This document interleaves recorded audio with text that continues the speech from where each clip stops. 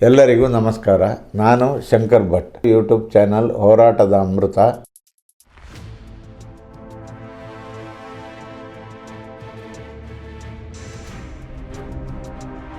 ಸಿಂಗಾಪುರದಲ್ಲಿ ಮತ್ತೊಂದು ತೀವ್ರ ಕೋವಿಡ್-19 ಅಲೆಯಿದ್ದು ಮೇ 5 ಮತ್ತು 11ರ ನಡುವೆ ಅಂದರೆ ಒಂದೇ ವಾರದಲ್ಲಿ ಪ್ರಕರಣಗಳ ಸಂಖ್ಯೆ 25,900ಕ್ಕೆ ಏರಿದೆ.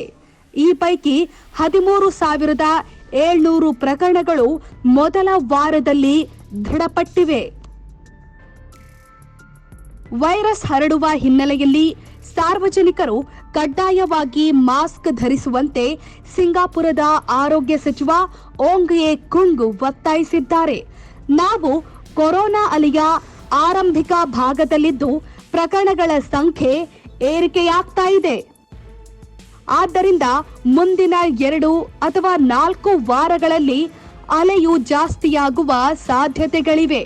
ಅಂದರೆ ಜೂನ್ ಮಧ್ಯ ಮತ್ತು ಅಂತ್ಯದ ನಡುವೆ ಕೊರೋನಾ ಪ್ರಕರಣಗಳು ಮತ್ತಷ್ಟು ಏರುವ ಸಂಭವಗಳಿವೆ ಅಂತ ಅವರು ತಿಳಿಸಿದ್ದಾರೆ. ಸಿಂಗಾಪುರದಲ್ಲಿ ಕೋವಿಡ್-19 ಅನ್ನ ಸ್ಥಳೀಯ ರೋಗವೆಂದು ಪರಿಗಣಿಸಲಾಗಿರುವುದರಿಂದ ಹಾಗೂ ಕಡ್ಡಾಯ ನಿಯಮಗಳನ್ನು ಜಾರಿಗೆ ತರುವುದು ಕೊನೆಯ ಉಪಾಯವಾಗಿದೆ. ಇದುವರೆಗೆ ಯಾವುದೇ ನಿರ್ಬಂಧಗಳನ್ನ ಹೇರುವ ಬಗ್ಗೆ ನಿರ್ಧರಿಸಿಲ್ಲ ಅಂತ ಆರೋಗ್ಯ ಸಚಿವರು ಹೇಳಿದ್ರು. ಕೋವಿಡ್ನೊಂದಿಗೆ ಆಸ್ಪತ್ರೆಗೆ ದಾಖಲಾಗುವವರ ಸಂಖ್ಯೆಯಲ್ಲಿಯೂ ಹೆಚ್ಚಳವಾಗಿದೆ.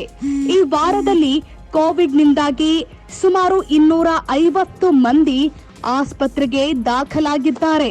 ಕಳೆದ ವಾರ 181 ಮಂದಿ ಆಸ್ಪತ್ರೆಗೆ ದಾಖಲಾಗಿದ್ರು. ಪ್ರಕರಣಗಳು ದ್ವಿಗುಣಗೊಂಡ್ರೆ ಆಸ್ಪತ್ರೆಗೆ ದಾಖಲಾಗುವವರ ಸಂಖ್ಯೆಯಲ್ಲಿಯೂ ಹೆಚ್ಚಳವಾಗುತ್ತೆ.